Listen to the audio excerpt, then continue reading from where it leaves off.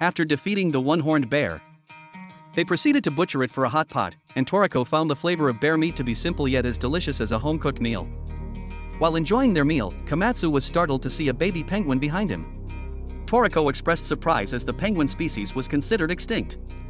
Finding the baby penguin adorable, Komatsu wanted to take it along. However, Toriko warned that penguin parents might be searching for it, and they could be very aggressive.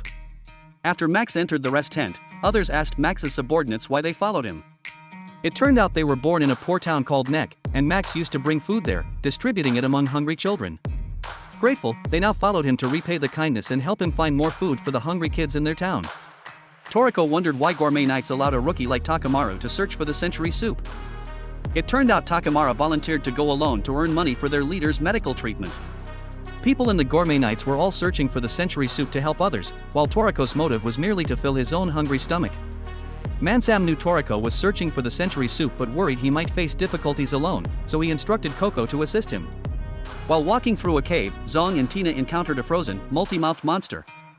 In their panic, the mysterious masked person approached, revealing himself as Teppei, a talkative young man. After a brief conversation, Teppei left, leaving Zong and Tina bewildered. Meanwhile, Toriko's group, on their quest for the century soup, was attacked by a swarm of insects with incredible speed. Unable to defeat them, Tommy, the summoner of the insects, intervened. In the midst of the battle, Tommy suddenly ordered the insects to retreat, and he, along with his two subordinates, headed straight for Toriko's group to handle them personally. Upon arriving, Tommy quickly ran to hug Toriko affectionately and took the opportunity to stab him in the abdomen. However, Toriko tensed his muscles, preventing Tommy from piercing through. As Toriko was about to punch Tommy in the face, he released a bizarre monster to bite Toriko's hand. Shortly after, two gigantic penguin parents arrived and attacked everyone, thinking they had captured their child. The enraged penguins stomped continuously until the ground cracked. The group fell into an underground tunnel, revealing an ice tower filled with cooking ingredients inside. They realized that the century soup would melt from this ice tower. Toriko's right hand was frozen by the bizarre monster Tommy released earlier. Toriko explained that the century soup would melt at the bottom of the ice tower. He instructed Komatsu to go down and search for the soup while he stayed to confront Tommy. As Bogi and Berry were about to chase Komatsu, Max and Takamaru rushed forward to block their path. Komatsu promised to find the century soup for everyone. Toriko was a bit curious as this time the Bishokukai didn't use robots for the battle. He knew Tommy had strength comparable to Star June in Green Park. Nevertheless, he was thrilled to face a sous chef with skills in both bones and flesh. The two penguin parents danced joyfully upon finding their child. As they ran down the bottom of the ice tower, Komatsu accidentally encountered Teppei. Suddenly, Teppei rushed towards Komatsu, startling him. However, Teppei only wanted to swat away some level 30 mosquitoes flying around Komatsu. Teppei discovered a small Bishokukai android lurking in the area. Hearing the loud noise from the penguin family, Tommy wanted them to shut up, so he immediately released a giant centipede to kill the two penguin parents. Witnessing this, Toriko thought that Tommy was a waste of space and didn't value the lives of other creatures. On the other side, Max continued to shoot bullets towards Berry, but Berry could excrete an extremely slippery oil to deflect the bullets. Takamaru was charging at Berry when Bogi stepped in to block the attack. Takamaru used his unique move, popping the cork from his bottle, to hit Bogi away from the bodyguard. It turned out that Bogi's ability involved taking control of other creatures' bodies and expanding his body according to his will. While being attacked from a distance by Bogi, Takamaru revealed his right eye, and Bogi realized that Takamaru was infected with a virus from the gourmet world. At this time, Coco hadn't yet gone to support Toriko but went to find Setsuno to talk. Takamaru continuously used his bottle-popping move to hit Bogi's ribcage, but it didn't work. Bogi's bone structure was entirely different from ordinary humans. While a regular person had 206 bones, Bogi had up to 4,000 to allow him to stretch his body at will. Bogi transformed his bones into a sickle and a weight and attacked Takamaru from a distance. Every time Takamaru used his bottle-popping move, his bones would instantly regenerate, leaving Takamaru helpless against Bogi's relentless attacks. However, Takamaru continued to fight because he wanted to find a cure for his captain. While Takamaru was using his internal energy, Bogi suddenly rushed in to attack him. However, Bogi's attack had no effect on Takamaru after he had finished channeling his internal energy. Takamaru also noticed a bone segment that Bogi couldn't regenerate. Immediately, Takamaru used his bottle-popping move to knock a bone segment out of Bogi. It turned out that this bone segment was the connection between the anus and the spine. Losing this bone segment left Bogi unable to move. As Takamara collapsed from exhaustion, Bogi also fell to the ground. Teppei tried to prevent Komatsu from searching for the century soup, knowing that the tiny robot was dangerous. However, Komatsu had promised Toriko to find the soup, and the one controlling the tiny robot was a guy named Ayu. The battle between Max and Barry was still intense, but Max's sword strike seemed ineffective because Barry wore an extremely robust armor made from the shell of a level 60 turtle. Barry's swift movements made it challenging for Max to react. Additionally, the layer of oil from Barry's body helped maintain heat, allowing him to fight easily in the freezing weather.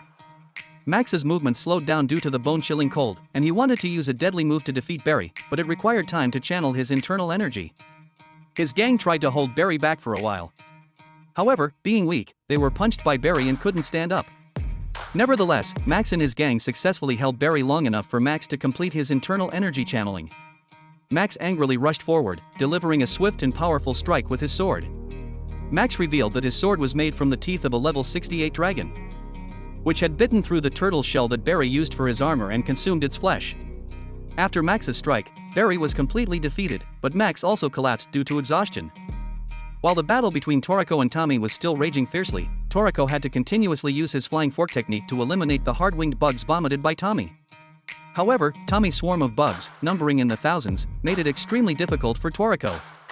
Max wanted to help Toriko defeat Tommy, but he was no match for either of them.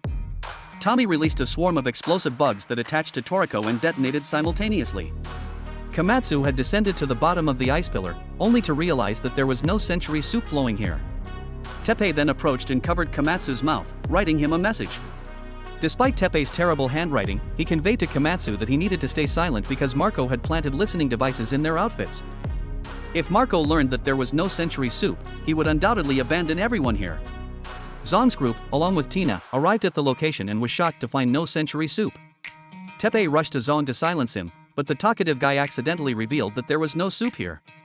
Marco, upon hearing this, ordered his ship to abandon the hunters and return home. After the explosion from Tommy's bugs, Toriko's thermal insulation suit was blown away. To avoid getting cold while shirtless, Toriko generated an immense amount of heat by shivering.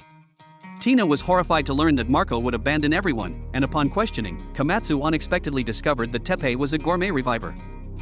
After shivering for a while, Toriko produced enough heat to melt the ice on his arm. However, continuous shivering would quickly deplete Toriko's energy.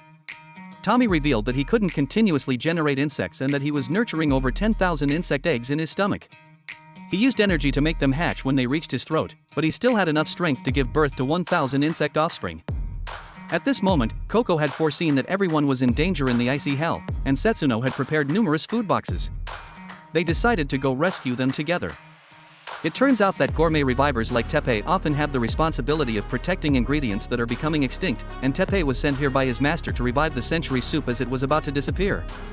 It seemed that there was no more century soup flowing from the ice. Shortly after, a baby penguin came here looking for Komatsu. Seeing its sad appearance, Komatsu realized that its parents had been killed. Soon after, they saw a sudden aurora, and they joyfully realized that there was still a small amount of century soup somewhere around.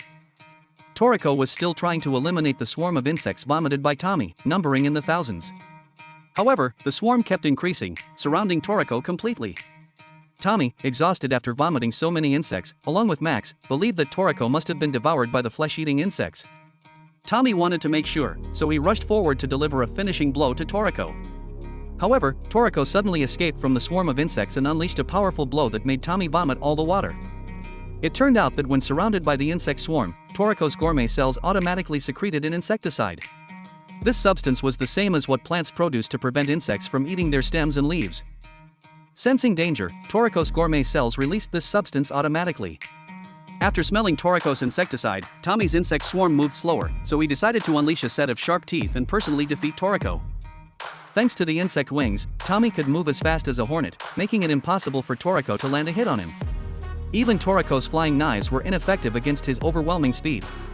Tommy attempted to use his sharp jaws to attack Toriko, but Toriko managed to cut one of Tommy's wings when he tried to get closer. Enraged, Tommy flared up to generate an immense amount of heat. He then continuously fired powerful explosive bullets at Toriko. Toriko realized that Tommy had heated the insect eggs inside his body and sprayed them out at high speed to make them explode.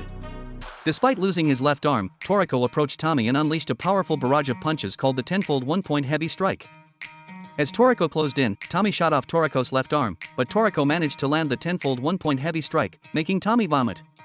Toriko relentlessly continued to punch Tommy, breaking all his teeth with his right arm. The intense battle between the two caused the entire cave to tremble violently. Teppei extracted a seed called the forest planting seed from his ear and threw it toward the top of the cave. This seed grew into a giant vine that covered the entire ice tower, ensuring that it wouldn't collapse. Once certain the tower was secure, Teppei ran to assist Toriko. Despite the fierce fight, Toriko was noticeably weakening while Tommy remained strong. Tommy decided it was time to finish Toriko and tensed his muscles. Appearing like a giant, he charged forward and landed a powerful punch on Toriko without any resistance. Meanwhile, Komatsu and Tina were still trying to find the century soup. Suddenly, the cave collapsed, separating the two. Fortunately, Komatsu found the last remaining portion of the century soup on his side of the cave. But the miniature robot stopped Komatsu and stole his portion of the soup. Toriko is currently facing a lot of difficulties because his right arm has exhausted all its strength. However, Toriko came up with a strategy using his knife and kicked Tommy's arm away. Then, he used a fork to pierce 3 holes in Tommy. Nevertheless, Toriko collapsed immediately due to exhaustion. Tommy, in anger, rushed to take Toriko's life despite being heavily injured. However, a bunch of vines suddenly appeared to protect Toriko before he could be finished off, and the one responsible for creating those vines was none other than Teppei. Teppei revealed that those who recover ingredients, like him, have the duty to capture the Bishokukai for their acts of destroying ingredients. Tommy and his 2 subordinates recognized Teppei as the grandson of legendary gourmet hunter Jiru. Just as Tommy lunged forward to attack, Teppei struck all his pressure points, rendering him immobile. However, Tommy still tried to vomit out a giant insect, a hybrid of a beetle and a spider. After releasing the creature, Tommy shrank, weakened, and collapsed. The beetle-like monster shot out an ice block, freezing Max's leg, and emitted a toxic smoke to attack Teppei, but he managed to evade. This monster could also shoot threads like a spider because Tommy had genetically engineered it from over 10 different species. Upon learning that the miniature robot had obtained the century soup, Barry and Bogey decided to leave. However, as they exited, they encountered the multi-mouthed creature they had frozen earlier. It immediately devoured Barry and Bogey. It turns out the multi-mouthed creature is the ruler of this continent, so Teppei released it. As soon as it saw the beetle, the multi-mouthed creature rushed to attack because it was very hungry after being frozen for hundreds of years. However, the beetle was also very strong, leading to an evenly matched battle between the 2 monsters. After tossing a peculiar leaf onto his hand, Teppei's nails suddenly extended. He used acupuncture with his elongated nails to revive Toriko. Following that, Teppei used medicinal herbs to bandage Takamaru and Max's injuries. Tina and the Zone group found Komatsu unconscious. Upon waking up, Komatsu cried when he realized he had lost the last century soup. The Toriko team carried the injured individuals to this location. Komatsu apologized to Toriko and everyone for allowing the century soup to fall into the hands of the Bishokukai. However, Toriko prioritized the lives of everyone, so he did not blame Komatsu. Setsuno had asked Teppei's master to assist Toriko in finding the century soup, but he was occupied with some important matters, so Teppei was sent instead. The 2 monsters were still fiercely battling outside, and the miniature robot delivered the soup he took from Komatsu to a Bishokukai sous chef named Alfarel. Seeing the monsters causing a ruckus, Alfarel threw out 6 discs from his 6 hands to eliminate them. Surprisingly, Barry and Bogey fell out from inside the multi-mouthed creature. Teppei used a weed-killing medicine to wither the vines he created around the ice tower. He tried to collapse the ice tower, hoping to find the century soup, even if it was just a drop. Teppei succeeded in bringing down the ice tower, surprising everyone, and indeed, a small remaining drop of century soup appeared from the sky. Immediately after, the last drop of century soup fell into Komatsu's hands, much to the joy of the entire group. However, with such a tiny drop of soup, they were unsure who should eat it. Everyone tried to give it to each other, even though they were all desperately hungry. Finally, they decided to let Komatsu taste the drop of soup so he could experience its flavor and recreate it in the future. Komatsu promised not to disappoint everyone and consumed the last drop of century soup. After finishing it, Komatsu laughed like a fool because the soup was incredibly delicious. Alfarel and his 2 subordinates were planning to eliminate Toriko to reduce the number of opponents. Toriko and Teppei sensed that Alfarel was much stronger than Tommy. However, Setsuno appeared to block Alfarel and his subordinates. Alfarel wondered why someone of Setsuno's caliber was in such a desolate place. Setsuno explained that she came to bring Toriko and his friends back home, and if Alfarel dared to harm Toriko, she would make sure he stayed in that place permanently. As Setsuno left, Alfarel intended to launch his discs secretly, but they shattered instantly at the sound of her cough. Realizing he was no match for her, Alfred ordered his subordinates to carry Tommy and fled. Toriko and his friends finally found their way out of the cave, only to be shocked to discover that Marco had abandoned them. However, their joy returned when Coco arrived on the Emperor Crow to rescue them. Setsuno also brought a giant limousine jellyfish to transport them home. Ecstatic, everyone climbed onto Setsuno's limousine jellyfish. The limousine jellyfish, despite being a living creature, provided all the amenities of a home. Toriko couldn't contain his excitement when Setsuno prepared a feast for everyone. They eagerly indulged in the food to regain their strength after a challenging journey.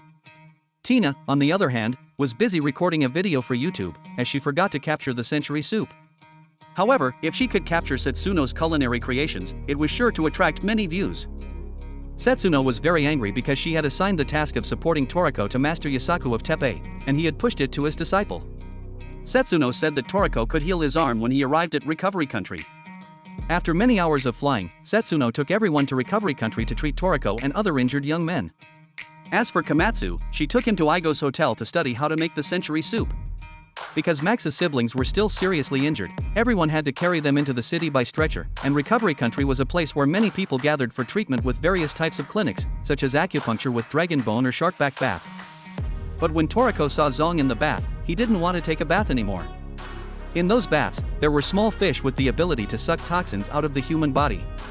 After taking a stroll, Toriko accidentally met Sani, who was also bathing here. It turned out that Sani came to Recovery Country to enjoy items that could make his hair smooth, but besides that, Sani also wanted to find a dessert to add to his menu. After talking for a while, Sani was shocked to realize that Toriko had lost one arm like Shanks, and Teppei informed him that his master, Yasaku, could restore Toriko's severed arm. Just mentioning Yasaku, everyone suddenly saw him sitting and eating at a nearby table. So they called Yasaku to join them and recounted the whole story to him. But everyone was very surprised to find out that Yasaku was an old man who lived without any principles. Meanwhile, Coco returned to Igo to report the situation to Mansam and the vice-chairman. Rin, knowing that Toriko was injured, hurriedly went to Recovery Country. Upon returning to the hotel, Komatsu immediately ran into the kitchen to study how to make the century soup. As for Tina, she asked the hotel manager for permission to go back to film the process of Komatsu making the soup. Upon learning that Toriko's group was injured, Yasaku immediately took them to a giant tree in the middle of Recovery Country, where all the material recovery experts lived inside this tree. As they entered Yasaku's house, everyone was amazed by the variety of almost extinct creatures in his house. Yasaku threw Max's siblings into some flower buds with healing properties. Then, he spat a strange liquid on their wounds and told them to sit still for self-recovery. Since childhood, Takemaru had suffered from an illness caused by a virus from the gourmet world. Diseases from the gourmet world are often incurable at the root, but Captain Aimaru of the Gourmet Knights cured Takemaru's illness. Aimara had the ability to consume viruses in the bodies of others, and he traveled everywhere to save people by eating viruses. As a result, toxins were accumulating in his body. Takemaru pleaded with Yasaku to find a way to save his captain. Yasaku was deeply grateful for Takemaru's kindness toward Aimaru, so he gave Takemaru a medicine that could partially cure Aimaru's illness without taking any money. Upon arriving, Rin immediately ran to inquire about Toriko. Rin threatened Yasaku that if he couldn't treat Toriko's arm, she would spray him with constipation gas. Not wanting to smell manure, Yasaku proceeded to treat Toriko's severed arm. Yasaku needed a lot of Toriko's DNA, so he cut off the hair on top of his head. Then, Yasaku planted a type of flower on Toriko's hair to absorb DNA. All of Toriko's DNA was stored in the glowing particle in the middle of the flower. While trying to take the particle out, Yasaku suddenly sneezed, causing it to shatter. He had to plant another tree and insert the particle into Toriko's severed arm. During this time, Komatsu continued his research on how to make the century soup. However, he didn't allow Tina into the kitchen to film because he didn't want the recipe to be leaked. Upon seeing Toriko's new hairstyle, Sani couldn't help but laugh. During the treatment process, all the nutrients on Toriko's body would be directed to the recovery of his left arm. Consequently, Toriko had to keep eating continuously to prevent his body from shrinking. Several months later, Komatsu successfully created a century soup that was as transparent as Setsuno's. However, he still couldn't find the final ingredient to complete the dish. When Komatsu saw the bowl of soup, a small bird suddenly shed all its feathers. And its droppings fell into the bowl. A prism appeared, and after tasting a spoonful, Komatsu laughed foolishly, resembling the moment when he tasted the soup in ice hell. Meanwhile, Yasaku successfully helped Toriko regenerate his left arm.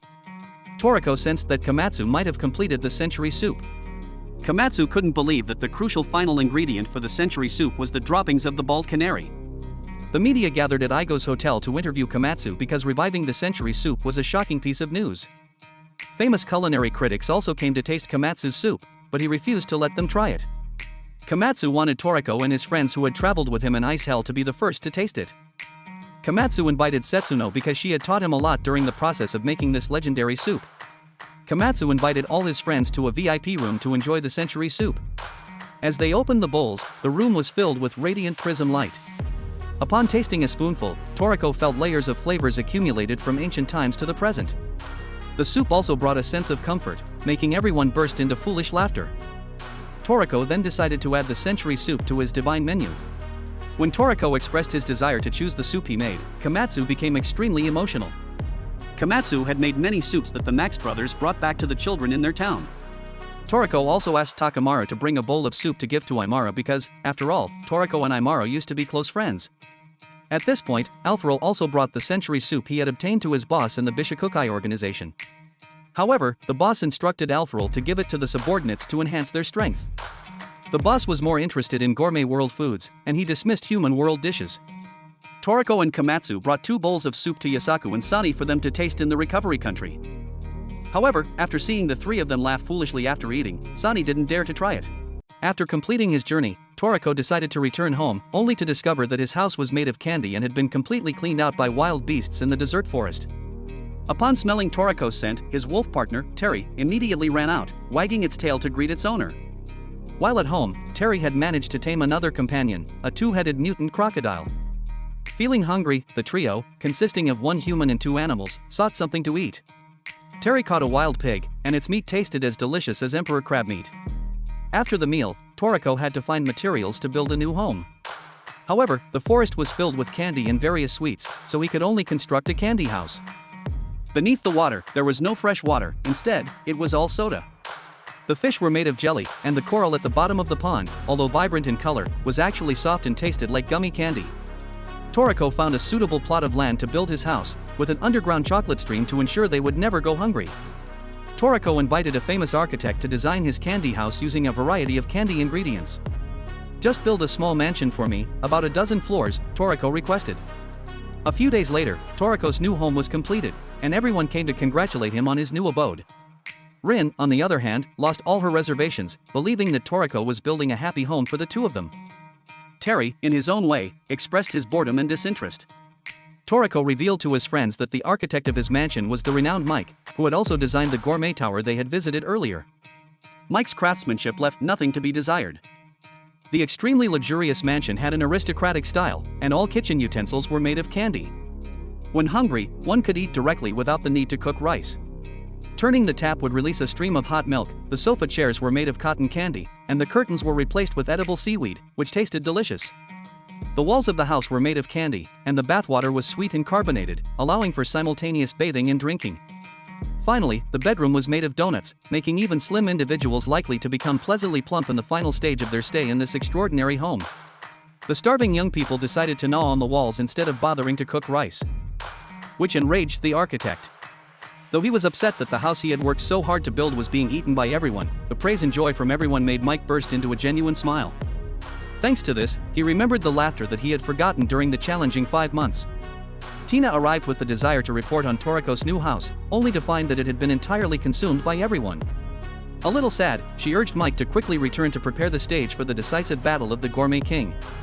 Knowing that all the delicious ingredients would gather there, Toriko decided to go with his friends. At this moment, Tina began introducing the main sponsor, a young boy named Fall. Although he was still young, Fall managed a chain of French-style restaurants worldwide. He declared that the winner of the Gourmet King competition would receive a prize of 1 billion. Fall revealed that his pet was a level 34 dinosaur named Chris, an extremely rare and precious creature. Fall organized the Gourmet King competition because Chris had recently refused to eat anything, and he didn't understand the reason. Therefore, Fall wanted the Gourmet Hunters present to prepare food for Chris. If Chris agreed to eat someone's dish, that person would have a chance to win the 1 billion prize. Toriko quickly realized that the dinosaur had been starving for a long time and needed to be nourished as soon as possible. Otherwise, its body would weaken. All 3 heavenly kings came up with a dish to serve Chris. However, their choices were completely different. In the end, Because they couldn't find common ground, the three heavenly kings decided to split up and each search for food separately. Toriko and Komatsu took a plane to a remote island to find a plant called Granberry, which had a shape resembling a dragon twisting around. After landing on the island, which looked like a giant hamburger, everyone quickly entered the forest to search for cooking ingredients. While chasing a spice butterfly, Komatsu got entangled in a vine and stumbled. Upon closer observation, Toriko realized that this wasn't an ordinary vine but the roots of a sweet potato plant of grade 7 grain. Sweet potatoes from this plant tasted like regular potatoes but sweeter, hence the name sweet potatoes. In the sunny ocean, Sunny was using its sensor threads to hunt prey and quickly caught a grade 21 milk whale. Coco, on the other hand, rode on a flying bird to find honey dragonflies that nested on 9 layers of clouds. Honey dragonflies were grade 28 insects, extremely fierce. However, their honey was delicious and the ingredient Coco wanted to obtain. At the dinosaur banquet hall, Chris still refused to eat anything, so Fall was very worried about its health. At this moment, Zong appeared in a princess dress. It turned out that the old man had watched a movie where dragons liked to kidnap princesses, so he wanted to try this method. Unexpectedly, Chris ate Zong's flesh, but luckily it was a bit tough, so it spat him out, saving the old man's life. It was a close call, and he could have died for real if it weren't for that. On this side, Toriko had found the Granberry tree, but it was being guarded by an extremely fierce giant monster, a grade 32 shark turtle. Komatsu quickly found a hiding place for Toriko to confront the shark turtle. It could dive deep underground, had incredible speed, and a very sturdy defensive shell. Facing an all-round formidable beast like this posed many challenges for Toriko. Meanwhile, elsewhere, after Coco tricked the honey dragonflies into diving headfirst into the sea, he successfully obtained honey from their nest. This honey had the best flavor in the world. Back at the banquet hall, because the dinosaur refused to eat anything, the audience below enjoyed a satisfying meal. They brought in a variety of exquisite dishes, but Chris still complained. Fall revealed that he had found Chris when they were both young in the forest, and since then, they had become best friends, making him no longer feel lonely. Returning to the battle between Toriko and the shark turtle, with Terry's assistance, Toriko successfully overturned the turtle's shell, rendering it immobile. After hearing Toriko's explanation, the shark turtle realized that Toriko only wanted cooking ingredients and meant no harm. It scolded him and then left. At this moment, Sunny brought whale milk to the banquet hall for the dinosaur to taste, but it seemed the dish didn't suit its palate. Coco brought a jar of honey from dragon bees. The most delicious honey in the world, but the dinosaur only sniffed it and didn't eat. Finally, Toriko presented the Granberry, a favorite food of natural lizards, but the dinosaur still rejected it. Komatsu suddenly noticed that even though the dinosaur wasn't eating, it was still paying attention to the ingredients brought by the three of them. So, Komatsu asked Toriko, Coco, and Sunny for permission to prepare a dish combining the 3 different ingredients they had brought back. The 3 agreed. Komatsu immediately got to work, and in no time, he made an ice cream from Granberry, whale milk, and honey from dragon bees. It turned out that Komatsu had observed that the dinosaur loved ice cream. When its owner fed it the ice cream, it devoured it immediately. The ice cream, made from 3 high-quality ingredients, with the sweetness of honey, the richness of whale milk, and the fruity aroma of Granberry, blended perfectly to create a perfect dessert. After eating Komatsu's ice cream, the dinosaur evolved and grew a pair of wings, an extremely rare sight that few people had witnessed. Fall hugged Chris, saying goodbye to his dear friend. When a dinosaur grows wings and matures, it must leave the ground to find a suitable habitat. According to legend, when a dinosaur reaches adulthood, an apple will sprout to prove its maturity. This apple is a farewell gift that Chris wants to give to everyone. The apple is a combination of 3 types of fruits, apple, pear, and mango, creating an indescribably sweet taste. The next day, Toriko went to Komatsu's restaurant to eat the dish of the century. Everyone had a silly smile on their faces. The restaurant also served other delicious dishes, such as sautéed scallops, butter-fried tube noodles, and goose liver. Komatsu gave Toriko 2 bottles of excellent wine, the most beloved type in the restaurant. Toriko swiftly brought the bottle to his mouth and finished it in one go. He then took the remaining bottle to give it to a friend, whom he often called Old Man as a nickname. However, this friend's true identity was President Ichiryu of the IGO organization. The old man had a hobby of acting cool and skillfully handling the faulty bottle cap. After that, he wanted to showcase his drinking capacity, but the wine was too strong, and he ended up getting drunk and passing out. Just when he intended to show off a bit to his son to save face, a fish from the lake below splashed water on his face, mocking him intensely. Well, that's a bit embarrassing for sure. Forget it. The old man's profile was quite impressive. He was the first disciple of the legendary Gourmet Hunter who discovered the god ingredient. Now, the butler brought a plate of mixed cheeses, a bit spicy due to several failed attempts. The old man ate all the cheese, leaving none for his son. After finishing, he invited Toriko to exchange a few moves. Despite being old, the old man still possesses a six-pack that makes the lady swoon. He also innovatively created the technique of fluttering his lip edges, with not much damage but an extremely strong humiliation factor. As the battle began, Toriko unleashed his extraordinary flying knife technique, but the old man effortlessly disrupted the move with a single breath. Following that, he used the flying fork technique to launch a long-range attack. This was one of his strongest moves, yet the old man easily blocked it with just one hand. Moreover, the old man stood still, allowing Toriko to attack. However, Toriko's nail punch was like hitting an egg with a rock. Frustrated, Toriko resorted to using the strength of his legs, delivering a powerful kick that formed a ground-cutting sword. However, the old man effortlessly caught it with his bare hand. Despite Toriko's attempts, he couldn't defeat the old man. In the end, with a gentle punch to the face, Toriko was sent flying several meters away. "You're still weak, my boy. You need to train diligently," said the old man. Before they bid farewell, the old man asked Toriko to gather a type of plant that grows on clouds, called ozone grass. In the evening, Toriko invited Komatsu to a barbecue, marinating the beef with rich spices for a delicious taste. The restaurant is renowned for its incredibly tasty grilled beef, which is tender and sweet without being tough.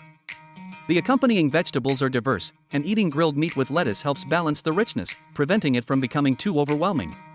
The best way to enjoy beef is when it's still slightly rare, preserving the original sweetness of the meat, though it still can't compare to the Galala crocodile meat in century soup. After the meal, Toriko invited Komatsu to join him in the search for ozone grass. Rumor has it that this plant grows on the 9th layer of clouds in a place known as the Paradise Vegetable Garden. Ozone grass is considered the king of vegetables due to its pure and magical flavor, resembling something from paradise. The next day, the two set off, with funding from the old man. Soon, they spotted a gigantic vine. If they climbed to the top, they believed they would find ozone grass. As they ascended, Komatsu encountered a peculiar flock of birds. Despite their fierce and ugly appearance, these birds were surprisingly gentle. If humans didn't pose a threat, the birds wouldn't attack. As the altitude increased, the temperature dropped, requiring the duo to eat well to maintain energy. In the afternoon, they encountered a four-winged bird, worried that the bird might be feeling cold. Toriko lit a fire to warm it up. He truly showed kindness in that moment. The next day, they continued their journey, facing the challenge of the dry high-altitude climate. Constant water intake was necessary to avoid dehydration, and chocolate became the ideal food since the thin air reduced digestive efficiency, requiring food with minimal mass but high energy content. By evening, the two had climbed a distance of 3,000 meters. Komatsu experienced a headache due to the high-altitude shock, a reaction of the brain when the body rapidly adapts to the surrounding environment. The temperature, pressure, and oxygen levels here were significantly lower than at ground level. Moreover, as they ascended, not only the monsters but even the plants became extremely dangerous. The next morning, they encountered a crazed bean sprout of level 46, which tightly entwined Toriko with its vines.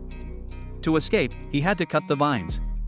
Luckily, Toriko's protective suit had wings, and the physics laws in the anime were as illogical as in Indian movies, so he succeeded in swimming to the shore. At this moment, the sky suddenly darkened, revealing the formation of a storm above them. Hidden within were extremely dangerous cumulonimbus clouds. The storm's winds were powerful, even blowing a fully grown level 30 gorilla into the sky. Toriko found an oxygen plant leaf to craft an oxygen mask, as Komatsu had weaker stamina. Since there was only one mask, Toriko handed it over to Komatsu. After that, Toriko carried Komatsu through the storm's center. The cold air froze Toriko's face, and he had to cautiously move step by step. Facing a storm at this altitude, humans couldn't breathe normally. Fortunately, Toriko's physique exceeded that of an average person. Along the way, he had to dodge ice blocks formed from rainwater and cold air. Seeing Toriko exhausted, Komatsu offered to give up the only oxygen mask, but Toriko refused. He believed Komatsu needed it more, while he had learned a breathing technique to exhale only CO2 and retain oxygen in his lungs. He used this method to regulate his body until he recovered, coinciding with the passing of the storm. Finally, after much effort, Toriko and Komatsu successfully climbed to the top of the giant vine and found the legendary vegetable garden. The clouds here could bear the weight of the two, and exposure to stormy winds and the dry, cold climate for a long time had wrinkled Komatsu's face, making him look like an old man. Toriko discovered below the clouds an active volcano whose solidified ash formed a cloud. Plants thrived here due to minerals from the ash, undergoing photosynthesis and producing oxygen, allowing humans to breathe without using oxygen masks. Shortly after, they entered the Paradise Vegetable Garden, where the air was filled with a fresh, vibrant aroma.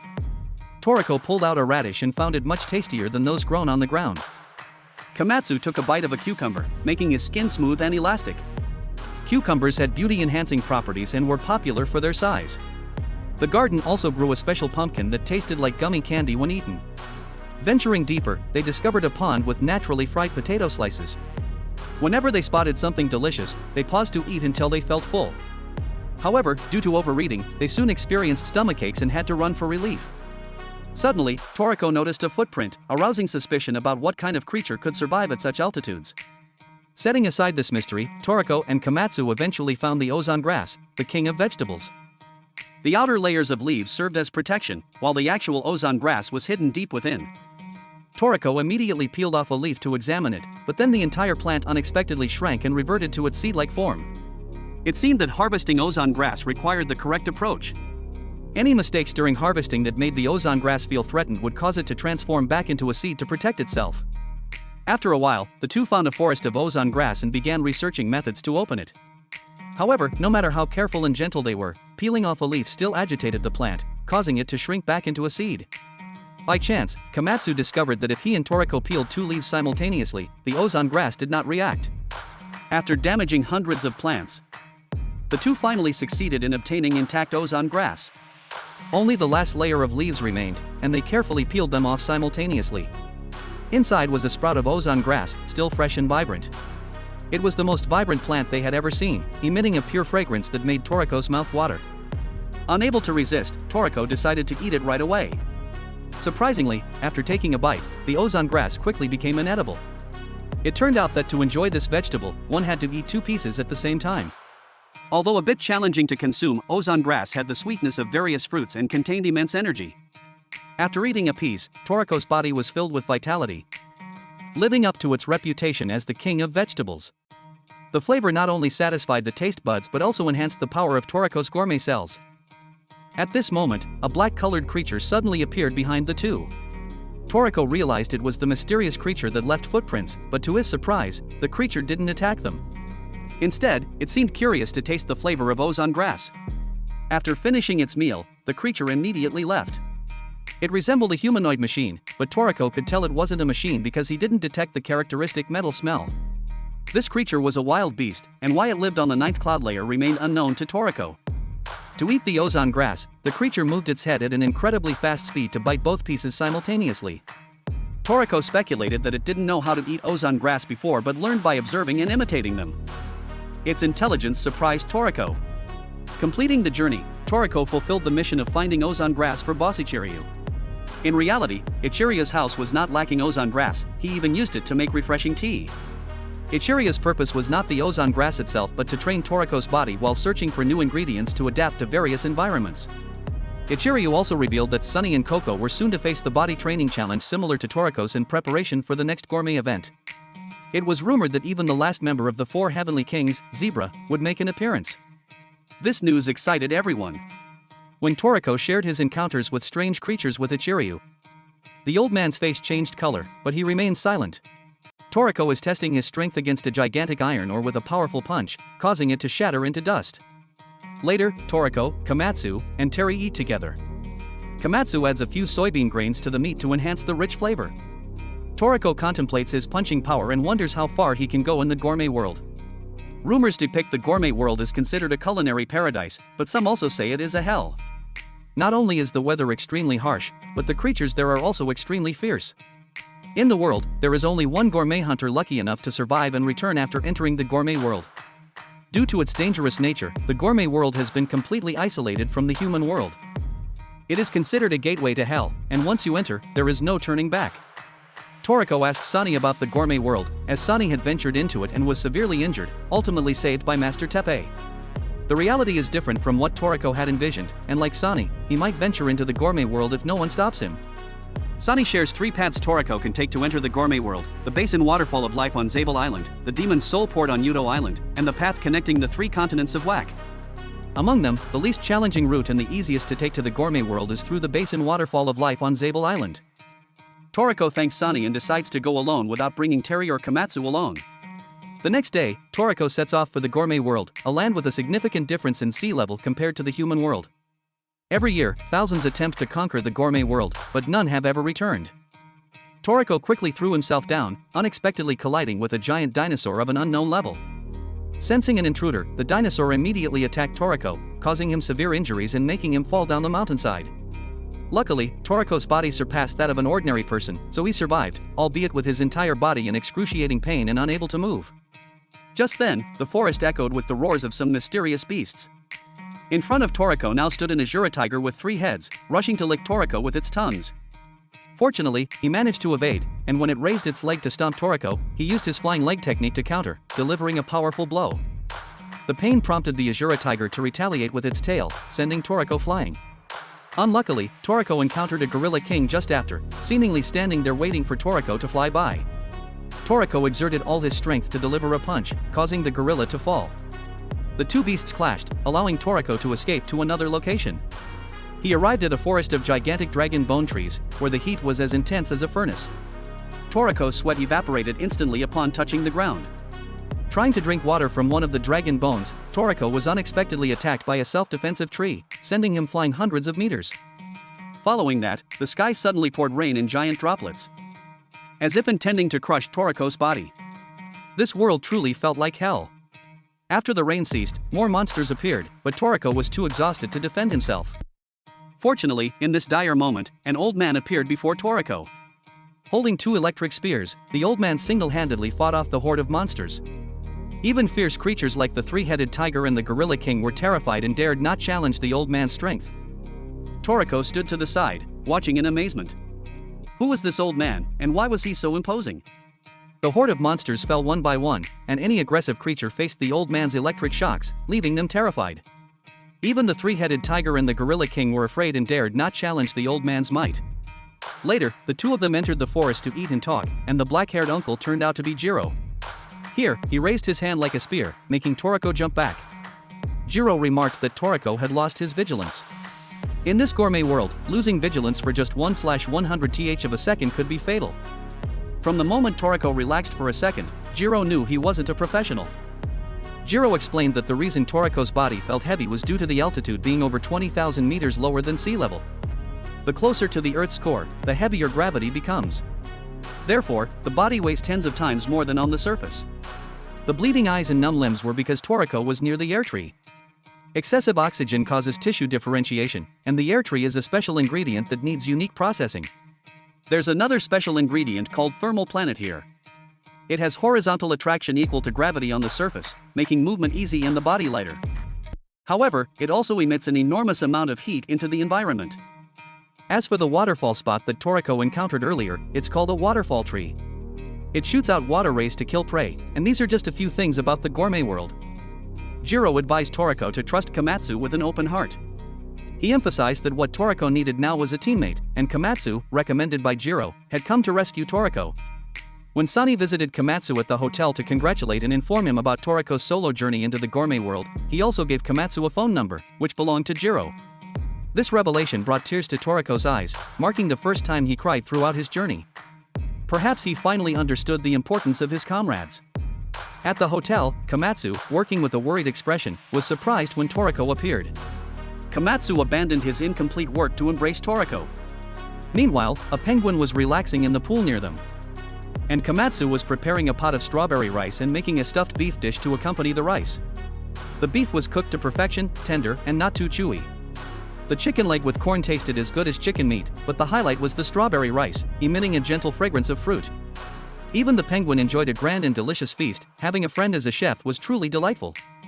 After the meal, Toriko asked Komatsu if he wanted to join him in the gourmet world to continue their culinary journey. Unexpectedly, a sound of shattering emerged as Komatsu's kitchen knife broke while cooking. Though the knife wasn't particularly valuable, it had been with Komatsu since he first stepped into the world of cooking, holding significant meaning for him. Toriko suddenly remembered the list of ingredients that his adoptive father had given him, including one called milk stardust. If this ingredient were used to craft a new kitchen knife for Komatsu, it would be extremely sharp. Milk was renowned as the greatest knife artisan in the world. The next day, the two of them set out to find him. However, Milk values privacy, so he bought an entire mountain and built a house on its peak, thousands of meters high, to live in seclusion from the human world. Climbing to the mountaintop required a considerable effort from both Komatsu and Toriko. Along the way, they encountered a flock of squid birds, and Toriko immediately caught some to grill and eat. Despite being bird meat, it tasted similar to seafood.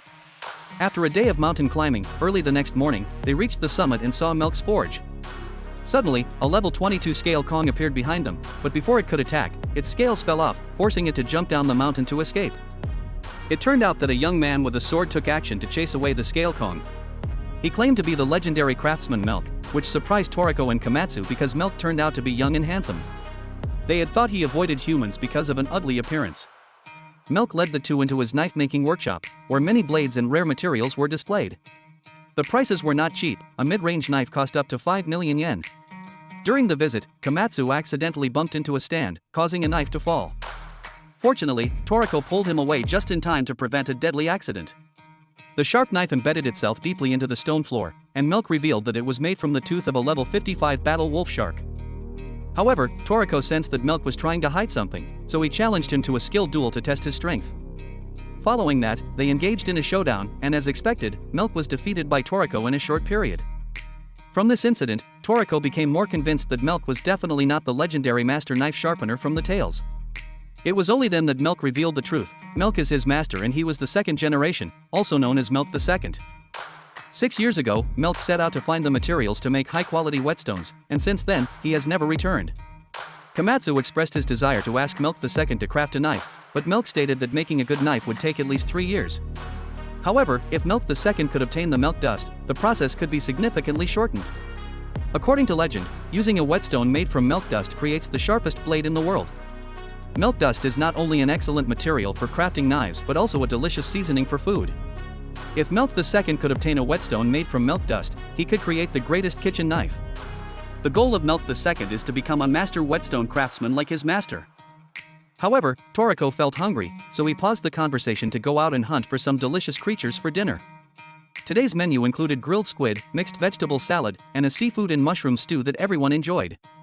Each person ate 6 bowls of rice, and the location of the milk dust was in the deep hole about 30 kilometers north of Milk Mountain. It is the deepest cave in the human world, where milk dust can be found. Toriko prepared his belongings and set off to conquer the training his old man had arranged for him. In the middle level hole, the level of creatures is 50 or higher, making Milk II worried about Toriko's safety. However, Komatsu reassured him and asked him to trust Toriko. In the sky, a large bat approached and frightened Komatsu to the point of tears. Fortunately, it turned out to be Kokiko, a familiar face and Milk II's pet. Kokiko was also Milk II's first pet, responsible for transporting the requested knives to customers. After completing its mission, Kokiko quickly handed the knives to Milk and returned to its nest. Today, with many orders, Milk invited Komatsu to join him inside and help with the work. Toriko was now below the deep hole, hoping that Komatsu would accompany him on this journey. However, it seemed that Komatsu was eager to watch Milk craft knives, so he decided to stay behind and learn the techniques. Toriko had to venture alone, knowing that wherever he went, he and Komatsu would always stand side by side. Before leaving, he took Komatsu's knife as a lucky charm. Toriko proceeded cautiously, taking each step with care. In the workshop, numerous knives awaited sharpening from chefs worldwide. Milk's daily maximum output was around 100 knives. Komatsu held up a knife, wondering who was worthy to own it. It turned out to be the knife of the head chef Lulubu from the Gus restaurant, one of the highest levels in the Gourmet Tower. As for Milk, he wielded the knife of Chef Yuji from the Magura restaurant, the 8-star grilling establishment in the Gourmet Town, Gourmet Alley. These knives were mostly from renowned chefs who were regular customers since the time of Milk I. Milk wondered how these chefs felt when using such exceptional knives. Upon seeing Komatsu's knife, he also pondered similar thoughts. The users of these knives, crafted with love and care, were truly exceptional individuals in Milk's eyes. Milk's master only wished to create the very best knife. In front of them was a sashimi knife used by the head chef of the Yoki restaurant. It was designed for handling special ingredients. And even a 1mm crack could significantly impact the cooking process. Top chefs relied on their senses, not sight, to detect such imperfections when preparing ingredients to meet the highest standards. As for knife sharpeners like Milk, they rely on sound and touch for sharpening. The knives, once sharpened, glittered and sparkled, appearing exceptionally beautiful. Observing Milk's knife sharpening process, Komatsu recognized the similarities with his own concentration on cooking. Milk completed his work, and Komatsu was amazed that his master could perform this task effortlessly. Milk suggested sharpening the knife slowly so that Komatsu could observe the process. Meanwhile, deep below the crack, Toriko had descended more than 10,000 meters below sea level when a low growl echoed from within the cave. Suddenly, glowing red eyes appeared. It was a two-headed beast at level 44. Toriko had unintentionally entered its territory. The creatures surrounded Toriko from all directions and launched an attack, but Toriko managed to evade by studying their muscular shapes and movements between joints. However, their sheer numbers made evasion unsustainable. Toriko improved his fork and knife technique into a defensive stance that the beasts couldn't breach. He successfully passed through their territory and continued deeper below. Another day passed, and Milk II remained busy with his work. He was forging a kitchen knife. After shaping and quenching it in cold water, only 50% of the work was complete. The most crucial step, accounting for half of the knife's success, was the sharpening process, divided into 3 stages. The rough stone was used for the initial stage, the medium stone for the middle stage, and the finest structured stone for the finishing stage. At this moment, Komatsu had just finished bathing and was wearing only underwear. Milk II, for some reason, blushed and felt embarrassed upon seeing this scene. Meanwhile, deep within the cave, Toriko had descended to a depth of 30,000 meters. The increasing gravitational force in the deep pit made Toriko's movements more challenging. While seemingly losing consciousness, he glanced at Komatsu's knife, providing him with the motivation to continue. He protected the knife as if protecting Komatsu. Toriko moved slowly and carefully, facing the increasing pressure. It seemed that Toriko's pressure was greater than the pressure of my financial troubles. Seeing a small rock rolling down, Toriko had the idea of not resisting gravity but rather relaxing his body, moving like a rolling ball. In times of difficulty, intelligence often surges. Unfortunately, while focused on rolling, Toriko dropped Komatsu's knife. Desperate, he leaped to catch it. Fortunately, in front of Toriko were red pearl crabs, a rare and high-quality species rarely found in the market. The knife glowed, and Toriko sensed Komatsu's ability to attract ingredients and find the red pearl crabs. On the other side, Komatsu was sleeping and dreaming that Toriko would eat all his food. Even in his dreams, he thought about food. Hearing the sound of flowing water, Komatsu observed Milk taking a bath and decided to prepare a late-night meal. Feeling that Milk might be tired after a hard day's work. While Milk was bathing, Komatsu quietly approached with the late-night meal. Milk, seemingly infatuated with someone, released her hair. Komatsu only now realized that Milk was a woman. The atmosphere between the two had become strange, and Komatsu was surprised to discover Milk's true gender. While Toriko was enjoying the delicious and tender red pearl crab meat, a giant creature, a level 53 scorpion beetle demon buffalo, suddenly appeared. Toriko immediately released his killing intent, ready to engage in battle. Surprisingly, the creature's eyes widened in fear, and Toriko realized that it wasn't looking at him. When he turned around, he saw a giant figure pointing and whispering something. The creature obediently followed the command and left. It was Milk I, but because of his tiny voice, Toriko couldn't hear anything. Milk took out a stone, did something with it, and then left. Toriko was still puzzled. The creature handed a stone to Milk, and suddenly his voice became louder. Bidding farewell. Toriko, full of questions, hurriedly followed. Milk sat down to enjoy the meal and shared her past. She was brought by her master from the distant mountains, far away from human settlements. Her master, rumored to be a demon, was never believed by people that he would raise a child, and she was the only one who felt love from the demon Milk. Milk I was like a foster father to her. After spending time together, she grew fond of her master's work. However, he never allowed her into his workshop. She secretly observed and infiltrated the workshop, accidentally dropping a knife and leaving her with the scar she had now. But she considered herself fortunate because that accident taught her fear and revealed the beauty of knives. Every day, she sat beside her master, observing his work and being captivated by it. Milk never taught her anything directly. All her learning was through observing his forging. More than 100 people came here every year to become disciples, but none could endure for more than 3 days. She aspired to become a part of her master's strength, eliminating her own weakness. She named herself Milk II, and as Toriko mentioned, she was an imposter. Komatsu found it fascinating and praised Milk for her courage. Toriko continued to follow Milk I until they reached a place emitting a radiant glow. It was an enormous arsenal of weapons. Milk I held a special stone called the Talking Stone, a miraculous stone found in the nerve strings of a stone beetle. It could capture and amplify surrounding sounds several times. The small creature next to Milk might still be a child, but Milk believed it was the champion in this deep hole. Milk I was here for a crucial task, and due to the intelligence of the scorpion beetle demon buffalo, he assigned it the duty of guarding against any intruders. Toriko was eager to hear about the important task, but he was disappointed as Milk spoke in a small voice. To solve this, Toriko decided to wrap the talking stone around Milk's neck as a necklace. Toriko felt that Milk was a talkative person, contrary to the rumors, and believed that the old man wasn't reticent but spoke too quietly that no one could hear. Fortunately, the talking stone was found. Back at the workshop, Komatsu praised Milk as a true master of knife sharpening with sincere words. While Milk the First excelled in everything, Milk the Second, with her own skills, could produce superb knives. Milk the Second cried and continued her story. When her master left, she thought he would return as usual. However, days passed, and he never returned. Despite his absence, orders for knives kept coming. Instead of worrying, she maintained her faith in her master's wedding skills. Kokiko, the bat, still stood arrogantly, waiting for the return of the first. Komatsu borrowed a knife, gathered ingredients from the refrigerator, and showcased his culinary skills by preparing a sumptuous feast for Milk to enjoy. Listening to Toriko's narration, Milk the First learned that Toriko is acquainted with Milk the Second. When he left 6 years ago, Milk the Second was only 15 years old. In the past, Milk received a request to create a sword that required a large amount of materials and took a considerable amount of time to complete, preventing him from returning home. Milk led Toriko to a glowing mine, which was the legendary Milk Stardust. By obtaining this stardust, Toriko could instantly return home. Toriko successfully brought back stones that could sharpen any material in the world. Milk the Second agreed to create a new kitchen knife for Komatsu. She chose the material to be the fang of an ancient dragon that lived 10,000 years ago. With the grinding stone made from Milk Stardust, the process of sharpening the dragon's fang, which usually took 3 years, was shortened to just 1 day. This is the power of the legendary grinding stone created for sharpening swords. Milk the Second also wanted to melt Komatsu's broken knife blade to integrate it into the new one, because she sensed that the blade wanted to convey that it could still work and did not want to disappear.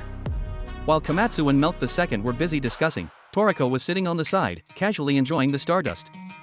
Thanks to the grinding stones brought by Toriko, Milk the Second only needed 1 morning to finish sharpening the knife blade. She placed Komatsu's broken blade into the furnace for heating, and then the 2 blades would be fused together to become a completely new knife. While Toriko and Komatsu were taking a hot bath, a streak of sword energy suddenly appeared, cutting the bath in half. This was a sign of the emergence of a divine being. Milk the Second successfully created the kitchen knife. Overjoyed, the 2 young men were so excited that they forgot to put on clothes, running out naked, causing Milk the Second to cover her face in embarrassment. Komatsu immediately went down to the kitchen to find an enormous chestnut. A few days ago, it was this very thing that caused his knife to break when he tried to cut it, proving its exceptional hardness. However, with the new knife made from the dragon's fang, Komatsu only needed a gentle touch to split the super hard chestnut in half, using it to slice the meat into thin pieces as thin as paper.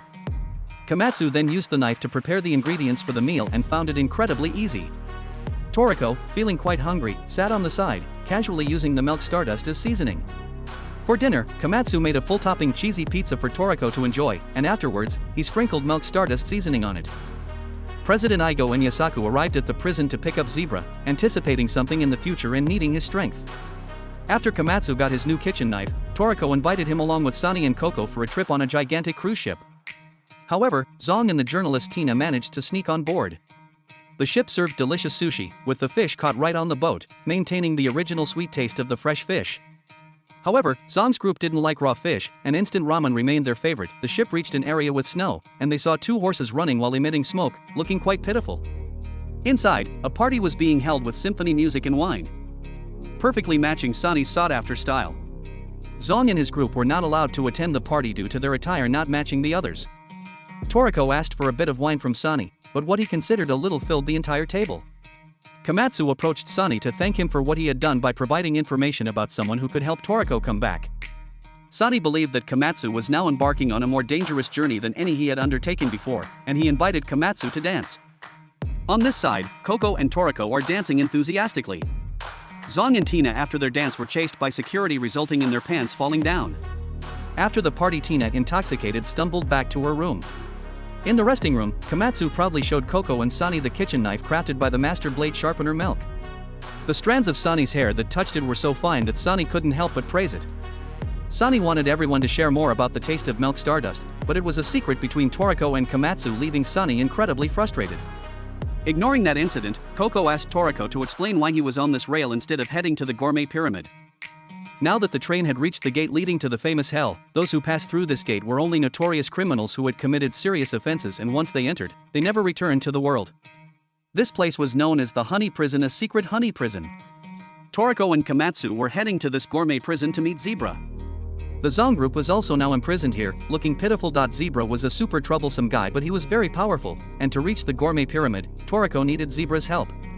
Toriko took this train because he wanted Coco and Sunny to go down together to meet Zebra, but the response from both was negative. Toriko and Komatsu were then chased off the train, forced to walk despite the prison being tens of kilometers away. However, Toriko sensed Zebra's breath, a breath of destruction and death, inside the most dangerous gourmet prison in the world. Zebra also sensed Toriko approaching. After entering the dungeon, Toriko and Komatsu were welcomed by Deputy Warden Oben. The Deputy Warden revealed that this place also had another name, a honey prison, built deep within the earth. The maximum number of prisoners the honey prison could hold was over 100 million people, surrounded by extremely dangerous creatures that prevented prisoners from daring to escape. The elevator quickly stopped on the top floor, and the staff working here all had fierce expressions. Indeed, it was the most dangerous gourmet prison in the world. Deputy Warden Oben led the two to Menu Room 4, but in reality this place was used for torturing prisoners. Depending on the severity of their crimes, prisoners would face different punishments. For minor offenses, prisoners would lose their sense of taste, unable to enjoy the delicious aroma of the food. For serious crimes, prisoners would be shown delicious food but not allowed to eat it. The ones who committed heinous crimes, and were considered unredeemable, would only be given water and left to starve to death. Finally, Toriko and Komatsu were led to the office of the warden. Unexpectedly, the warden turned out to be a child dressed as a queen bee. However, in Toriko's eyes, the warden appeared as a beautiful young girl. It turned out the warden could mesmerize others by emitting pheromones like a queen bee. With this ability, the warden could control any creature she desired. However, there was one person unaffected by the warden's pheromones, and that was Gourmet Emperor Zebra. Curious, Komatsu asked Zebra what crime he had committed. The warden replied that he had eaten so much that more than 20 rare and endangered species had gone extinct. The warden then led the two to the room where Gourmet Emperor Zebra was held captive. Zebra's limbs were bound by 4 beasts at each corner, but for him, it was just a form of entertainment that he could escape from any time he wanted. Zebra's roar shook the entire prison, and as he was about to attack Komatsu, Toriko intervened. Just as the two gourmet emperors were about to engage in a fight, the warden mesmerized Toriko. However, this trick had no effect on Zebra. Everyone was puzzled about what the child was trying to achieve. The warden announced that Gourmet Prison would grant Zebra his freedom with one condition: he had to capture 500 wanted criminals and discover 100 new cooking ingredients. Zebra devoured the feast in just 5 minutes, still feeling hungry and wanting more. He then looked at Komatsu with a hungry gaze, frightening him. At this moment, the deputy warden announced the appearance of Forest Beet, a dangerous turtle. Whenever it appeared, the surrounding monsters would become extremely fierce, and they began attacking and devouring each other. People referred to this phenomenon as the death hunt season. The forest beet they mentioned was a magma turtle at level 70. Right after finishing his meal, Zebra wanted to expend energy. He quickly mobilized his internal energy, sucking all the air around into his stomach. Then, with a thunderous roar, Zebra unleashed a shockwave that startled the monsters, followed by using his noise missile technique to blow away the level 70 magma turtle. Even the legendary forest beet couldn't withstand Zebra's attack. Now, everyone understood why Zebra was considered the strongest among the 4 heavenly kings.